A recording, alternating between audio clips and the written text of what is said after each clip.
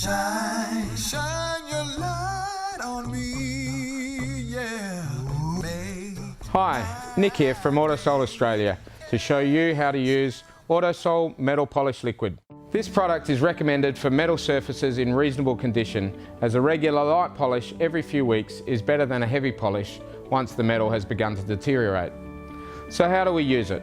Clean any dust or dirt from your workpiece with a damp cloth or sponge and dry it thoroughly. Then use a clean, dry polishing cloth, making sure it's free of any sand or other abrasive particles. Apply a healthy amount of Autosol Metal Polish Liquid to the cloth.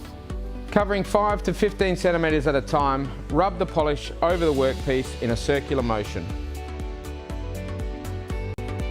Finish by wiping down the surface with a second clean and dry polishing cloth until you see the shine come up. If necessary, repeat the process a couple of times for better results. And that's it. Thanks for watching, and shine on.